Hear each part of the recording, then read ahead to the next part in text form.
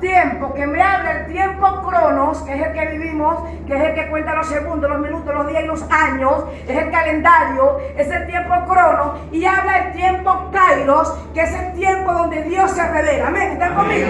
Amén. Estamos viviendo ahorita una situación donde en el tiempo Cronos se metió el tiempo Kairos. No sé si me están entendiendo. Voy a explicar qué es el tiempo Kairos. Vean, el tiempo Kairos es el tiempo de Dios. Amén. El tiempo Kairos es la revelación de Dios a tu vida.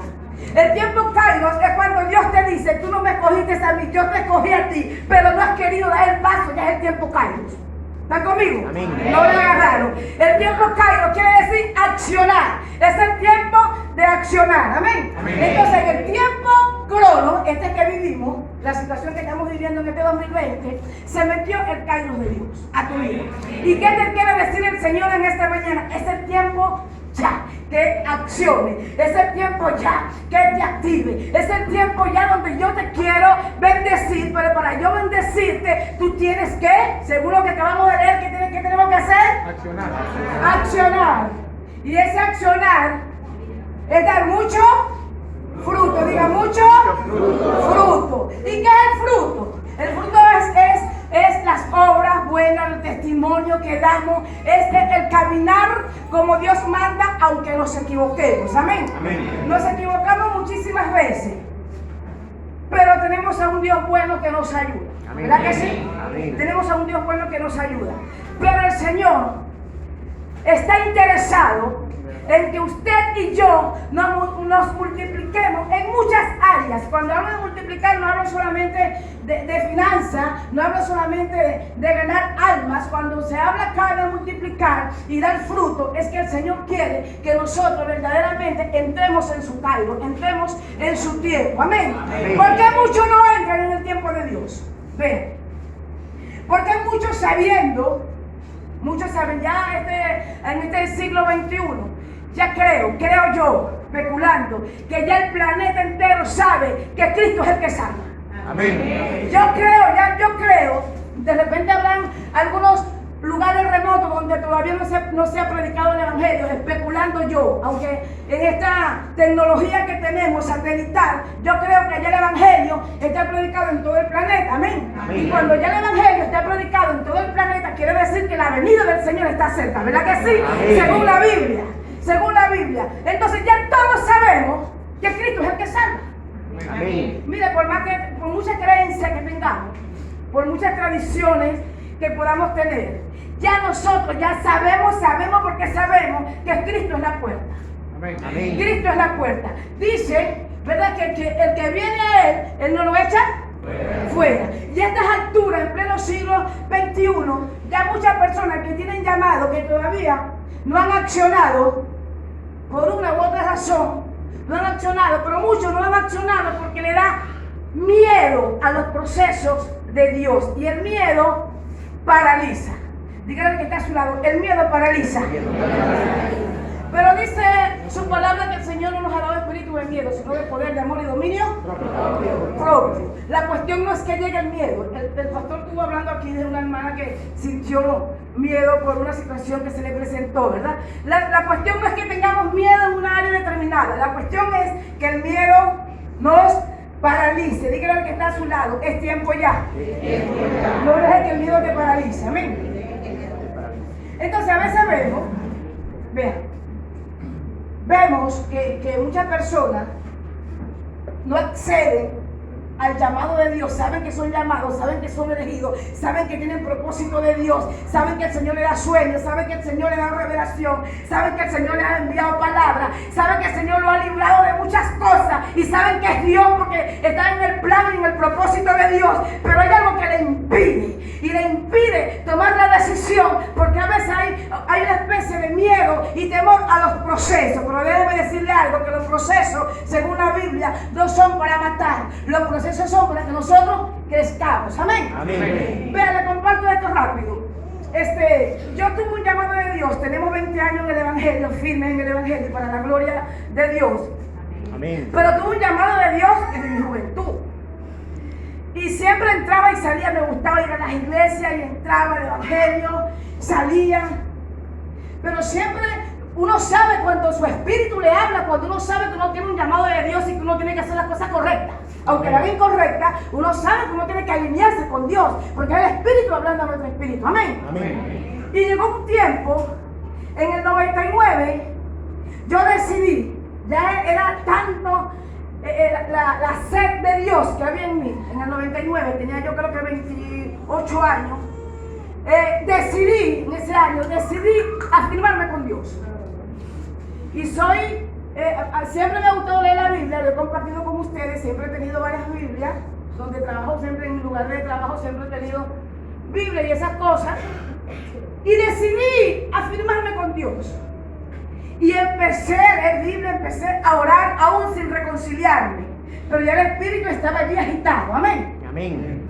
Visitaba una iglesia de vez en cuando y el espíritu estaba ahí agitado. Pero ¿saben algo? Así como Dios nos marca, y usted está marcado para Dios, dígame. Amén. Y así como Dios me marcó a mí, también tenemos un adversario que nos quiere paralizar. Y en ese tiempo, cuando yo empecé a buscar de Dios como tiene que ser, con hambre, aún sin reconciliarme, el enemigo se levantó en mi contra. Tremendo. Eso fue tremendo. Por ese tiempo se cortó la poca comunicación que había en mi matrimonio. Para ese tiempo.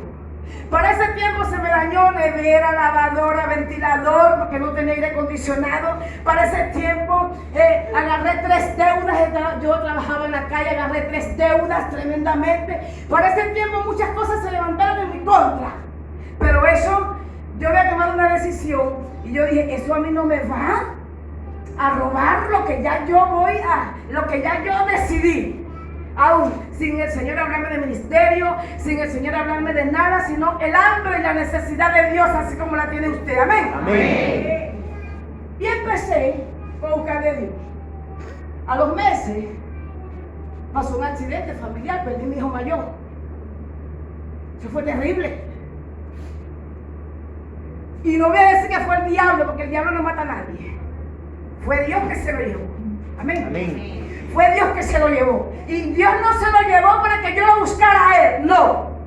Dios se lo llevó porque era el tiempo de que Él partiera con el Señor. Pues se presentó una situación. De repente, ahorita estaba aquí, ya en un momento no estaba. Pum, un accidente. Se perdí a mi hijo mayor. Lo que hice fue arrodillarme en esa hora y darle gracias a Dios. Le dije, Señor, gracias. Ahí fue que me reconcilié. Ya tenía tiempo orando, ya tenía tiempo leyendo, ya tenía tiempo buscando. Ahí fue que me reconcilié. Y automáticamente cuando me reconcilié con el Señor, lo que le pedí a Dios fue, Señor, no permite que el cuerpo de mi hijo desaparezca. Permite que su cuerpo aparezca, porque él murió en un accidente, cayó al río, se desapareció allí. Y apareció su cuerpo allí el otro día, su cuerpo sano, todo bien. Yo le dije, Señor, no permita que su cuerpo se lo coman los peces, no permita que su cuerpo se lo lleve la corriente, permite que su cuerpo aparezca, aunque yo no lo quiero ver muerto. Y fue así, yo no vi a mi hijo muerto, yo no vi a mi hijo en el ataúd, yo no lo vi, no lo quise ver, quise tener los recuerdos de mi hijo vivo. Y me decían, ¿no te vas a acercar a ver a tu hijo? Yo no, mis recuerdos de mi hijo son vivos. Acepté los designios de Dios con completa paz, pero el enemigo, que es astuto, se quiso aprovechar de esa situación. Y aún yo aceptando el designio de Dios para ese tiempo, entró a mi vida un espíritu de culpabilidad. Y empecé entonces a sentir culpa por el accidente. Y esa culpa trajo más problemas matrimoniales. Esa culpa, esa situación de ese accidente, en vez de unir el matrimonio, que ella estaba tambaleando, lo desunió más. Y fue tremendo. Entonces yo me iba para la iglesia, mi esposo quedaba tomando.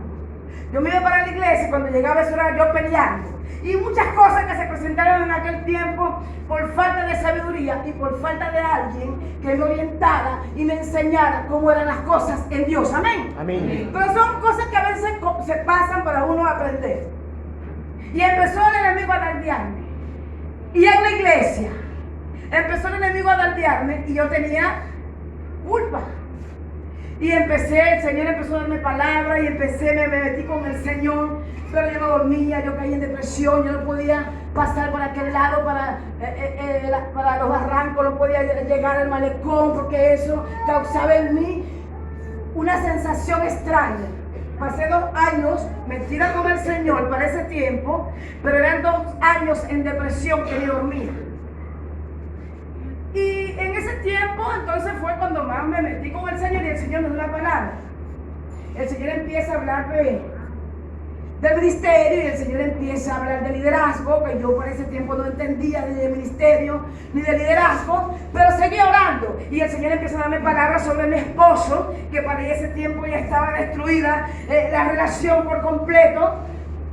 Y yo lo que hacía era orar y el enemigo queriendo agarrar ventaja de eso que ya Dios estaba haciendo. Eso es lo que pasa, que a veces el enemigo agarra ventaja de lo que Dios quiere hacer en nuestras vidas. Y cuando el enemigo agarra ventaja es para paralizarlo. Cuando el enemigo agarra ventaja en nuestras vidas es para que nosotros no avancemos, porque Él nos quiere paralizar. El enemigo nunca va a querer que el plan de Dios y el propósito de Dios por el cual usted y yo fuimos llamados se cumpla. Él nunca va a querer eso. Amén. Amén. Y cuando Él sabe que le somos peso a Él más rápido. Yo no sé si aquí en esta mañana habrá alguien que sabe que tiene llamado de Dios, que sabe que el Señor le ha hablado, que sabe que el Señor se le ha revelado, que sabe que el Señor le ha enviado palabras de muchas partes, que sabe que aún dormido el Espíritu Santo le ha hablado y no ha tomado la decisión, pero sabe lo que te dice el Señor en esta mañana, que tú eres de peso. O sea, tu ministerio no es cualquier cosa, tu ministerio no es liviano.